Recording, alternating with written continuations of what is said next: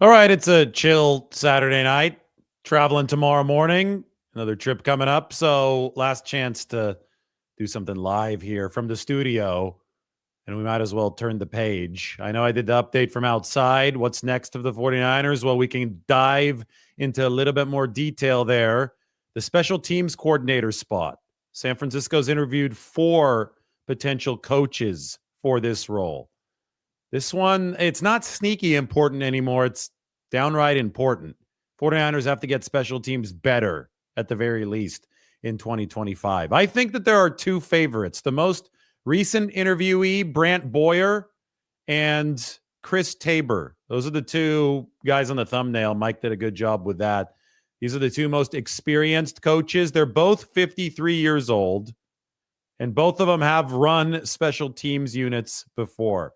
Brant Boyer, the New York Jets. There's a possible Robert Saleh recommendation that happened there. Had been with the Jets from 2016 all the way through 2024. Fielded a couple top 3 special teams units, which is notable. And Chris Tabor, who I find to be intriguing because he's got a direct link back to those Chicago Bears special teams units that had Devin Hester, the greatest returner of all time. Really good special teams units from around the turn from the 2000s to the 2010s. He was the assistant special teams coordinator of those teams. So Boyer and Tabor, both 53 years old. The other 2 interviewees for this special teams coordinator role are younger. Jet Modkins is one of them. And Chris Banjo, who just interviewed with the Dallas Cowboys and actually has interviewed with the Jets as well, is another one of them. So Chris Tabor, Jet Modkins, Chris Banjo, and Brant Boyer, with Boyer and Tabor being the 2 older, more seasoned candidates. I'm not going to get all too far into this. I know I've talked about this a lot. I'll repeat that Brian Schneider was also considered a good special teams coordinator when he came to the 49ers, and he's now been fired. It's going to take the entire organization. It's going to have to start with Kyle Shanahan making sure that special teams gets the in-game focus that it needs. And then everybody's going to want to talk about Jake Moody, and I get it. My stance on Jake Moody is that they're going to bring competition in this offseason. It would surprise me if they just cut Jake Moody outright, because then you're just giving up contractual control. I don't see the upside in that unless you giving up on Jake Moody to the extent where you don't want him taking a 90-man roster spot. 90-man roster spots aren't as valuable as 53-man roster spots. I think you can carry him on the 90, bring in competition, but maybe a lot of that will also be dependent on whom they bring in as the special teams coach. Because the triumvirate on special teams, right, the trio that's going to determine a lot of things is the long snapper, the holder, and the kicker, with the holder usually being the punter. And last year, that all got thrown off as well. Pat O'Donnell came in for Mitch Wishnowsky, who was hurt. So how are the 49ers going to handle that triumvirate? Tabor Pepper made some headlines last year when he got into it with Deebo Samuel on the sideline in Tampa Bay. Funny enough, the 49ers ended up winning that game. But just like I can't answer a lot of Dre Greenlaw questions until I know exactly what Robert Saleh's plan for the defense is going to be, it's going to be hard to answer special teams questions until we know who the actual coordinator is. So Brant Boyer, Chris Tabor are the 2 names at the top of the list that I am looking at. Tomorrow, conference title game, New York City bar crawl. That's where we're headed tomorrow before we're off to Paris for a couple days. But this is how it's going to work. Going to open up Google Maps. This is Manhattan. I've got some places favorited in Manhattan, but I also have some of the bars that we're going to hit up favorited. So there's this place up here, Dorian's Red Hand. It's up on the Upper East Side. That is the Washington Commanders bar. So I think that's going to be the first stop during game number 1. We'll take the 2nd Avenue subway up here. Check out at least half the game at Dorian's Red Hand. Then there are a couple Eagles bars down a little bit lower. So you go down from Dorian's Red Hand to, I believe, 1 and 1. Yeah, 1 and 1 is an Eagles bar. There's also an Eagles bar where they're serving cheesesteaks and all that stuff. I have them all written down, but we're going to be in this area for half number 2 of game number 1. And then there's a place called Pennsylvania 6 and a place called the Gaff West. Those are both Bills bars. I don't even think here's Pennsylvania 6. That's a Bills bar. That's the biggest one in New York City. And then the Gaff West is the smaller one. It's obviously in New York. I know tomorrow in San Francisco, the North Star is going to be going crazy. That is the Bills bar. If you were in the Bay Area, go ahead and head to the North Star. I think that 49ers fans don't want to see the Chiefs win. In fact, I'm going to look up our old article. You go into the North Star. It's a good time to promote the North Star. This is up on the San Francisco Standard. Sarah, our food editor, wrote this back during the regular season. The best bars for cheating on the 49ers with other teams' fans. Well, the 49ers aren't in the playoffs anymore, so you could head to the North Star. That's the Bills bar in San Francisco. And there's Lombardi herself, and that's me. We're at the Saints bar. They're obviously eliminated. The Saints bar features St. Drew Breeze. Good people at the Saints bar. But North Star is where it's at. That's me at North Star watching a Bills game earlier this year. They've got the Buffalo beer, Labatt.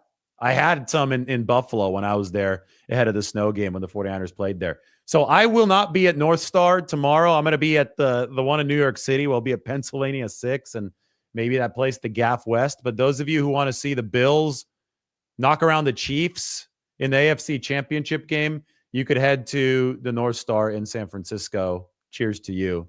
You can get the Labatt while you're over there. Should be a fun time.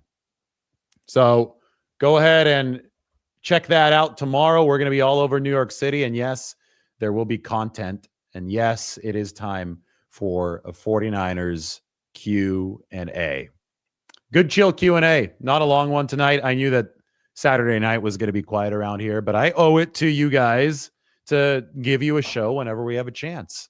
Talk about the 49ers whenever we have a chance. And this is probably your best chance to actually ask a question since the room is much smaller than it normally is. As always, during this week or two, this show is brought to you by Rocket Money. Rocket Money is a personal finance app that helps find and cancel your unwanted subscriptions, monitors your spending, and helps lower your bills so you can grow your savings. Rocket Money has over 5 million users and has saved a total of 500 million in canceled subscriptions, saving members up to $740 a year when using all of the app's premium features. Cancel your unwanted subscriptions and reach your financial goals faster with Rocket Money. Go to rocketmoney.com/gameon today. That's rocketmoney.com/gameon. rocketmoney.com/gameon. I still haven't talked myself fully into picking the Commanders yet tomorrow, but I am picking the Bills.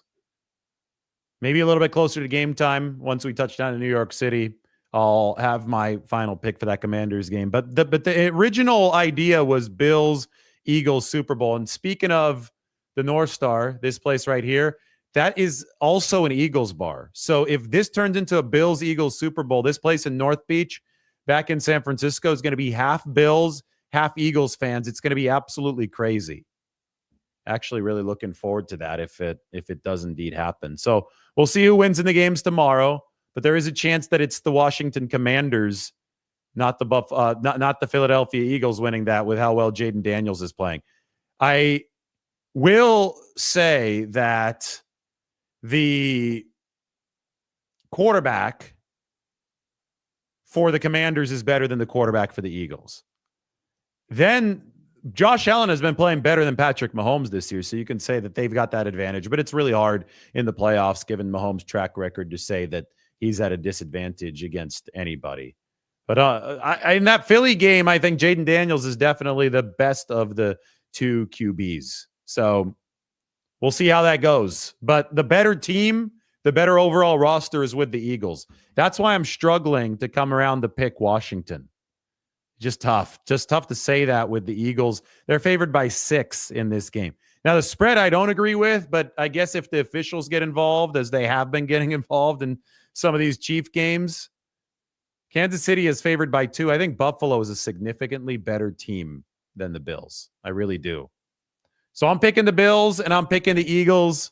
If you want to talk me into picking the Commanders, I'm all ears. But I'm going to stay with that Philadelphia pick for now. And that's going to be it. We're going to go to the 49ers Q&A. Appreciate it. San Francisco Fire Department hoodie representing. Got some gear from them this season. Wear it whenever I can on the show.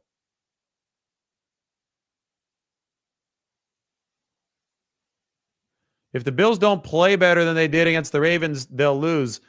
Are we sure that the Bills played poorly against the Ravens? I mean, the Ravens are really damn good. I think both the Bills and the Ravens are better than the Chiefs.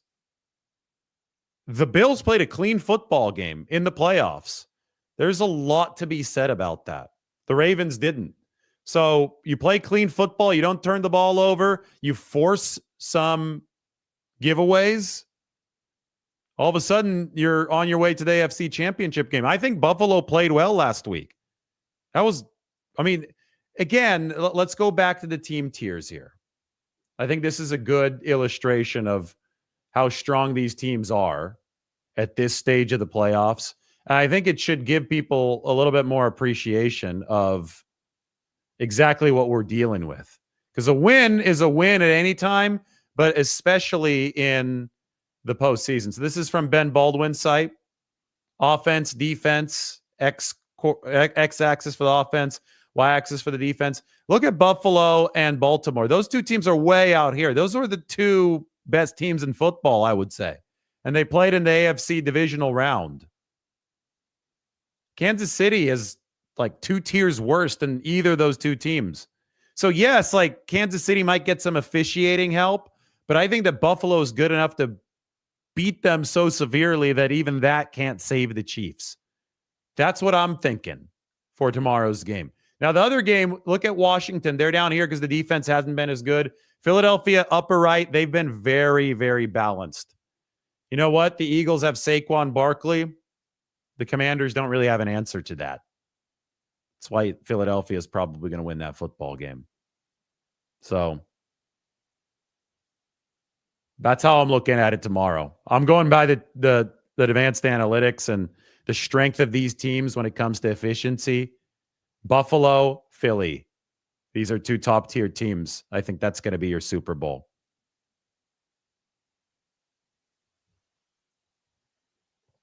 Hello to Germany. We watched a very famous German movie last night. It's a sad movie, but it's based in Berlin. The Lives of Others. I do hope to head to Berlin at some point during this next regular season. And even if that doesn't happen, probably we'll be in Berlin this summer. I'm just going to camp out with Lombardi herself in Europe this summer for a while, probably in Prague. Then we can head up to Berlin, especially if the 49ers are scheduled for a game in Berlin in the fall. We will do some advanced scouting in Berlin in the summer, before we head up there. I'm guessing it'd be in October or something, right? October, November, when the 49ers go there. Chris asks me, can I see Buffalo blowing out KC? I absolutely can see him blowing out KC. Not saying it's going to happen, but I could see it happening. I don't see Kansas City blowing out Buffalo, but I could see it the other way around. Bills blowing out Kansas City. I do think that they are a significantly better team. They've blown them out once before. If you could win by over a possession in the NFL, especially in the playoffs, I consider that a rout. Kansas City lost by 9 on the road to Buffalo in the regular season. How's Trent Williams looking for this upcoming season? He should be fully healthy. There was some kind of ankle bruise. John Lynch talked about the injury at the postseason press conference. It took a while to heal. I want to find what John said exactly about Trent so I could relay the precise information to you. But this was on January 8th. So this is from John Lynch. Trent's doing well. He had a bruise in the ankle joint, and it probably took a little longer than anyone anticipated, but sometimes that happens. And the good news is that it's taken a positive turn. Trent's mindset is where it always is, and he's still very interested in being a great player that he is. And I think he's still got a lot left in the tank. So Trent's committed as ever, and we love having Trent Williams a part of us. So a bruise in the ankle joint. That sounds really painful. Sounds tricky. Sounds like something that lingered for Trent Williams. He was in that little knee scooter in the locker room. But he's going to be back, and he should be fully healthy next season.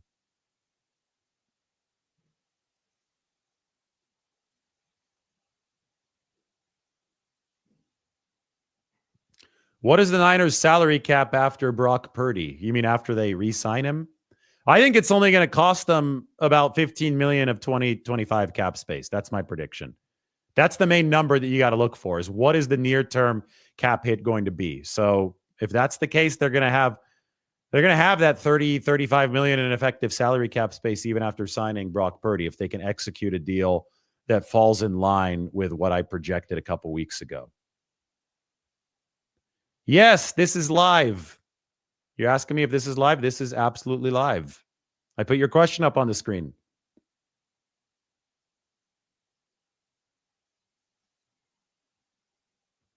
Here's another special teams thought. 49ers haven't returned a punt for a touchdown since 2011. Ted Ginn. Brad Seeley was the special teams coordinator, but it was Ted Ginn against the Seahawks in week 1. I know exactly the game you're talking about. There are 2 returns for touchdowns in that game from Ted Ginn. Do you think a new special teams coordinator could end that drought? I mean, I think that drought at some point you would think has to end. I know that the return game has gotten more and more difficult with how precise coverage units have gotten. But, gee, at some point you would think that the 49ers are going to house one. And if you bring in Chris Tabor, I think top option, A, and then there's top option B, and then there's top option B in Brant Boyer. Chris Tabor has worked with Devin Hester before. Devin Hester was electric, Hall of Fame type player, but you would think that he has some tricks up his sleeve to help the 49ers break one free for a touchdown. But more than anything, you also need the right place at the right time and the right talent in the right spot for something like that to happen. It is wild. That is the longest streak in the NFL. Since 2011, the 49ers have not returned a punt. Sorensen has not gone anywhere, but he's not expected to be back on the staff next season, and he will not be the special teams coordinator.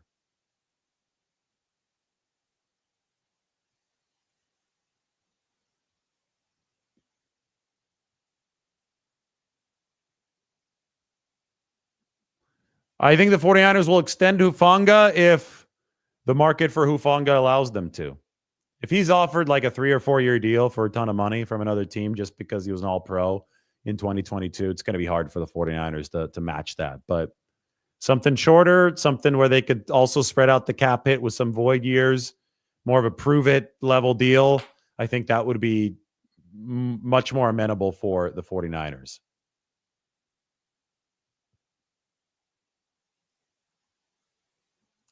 Brandon Staley is most likely leaving because Robert Saleh is going to get to build his own staff, and Staley comes from an entirely different background. So it'd be surprising if Brandon Staley stayed aboard with the 49ers.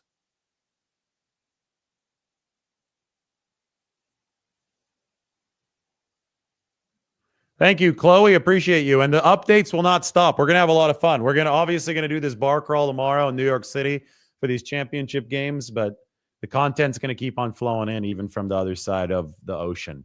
Just a quick little hop over and a hop back. And thankfully, the Robert Saleh news is in the books, so we can focus on some other stuff while we're out there. But the 49ers news never stops, and I'll never stop bringing it. So go ahead and stay tuned. If you're watching right now, hit that like button, hit the subscribe button. We're growing extremely fast. And every single time you do hit the like or you do hit the subscribe, or if you hit both, it's actually surprisingly helpful to the channel. You're helping support the cause when you just barely move your cursor over or move your finger over and hit like and subscribe. Would be awesome if you did that.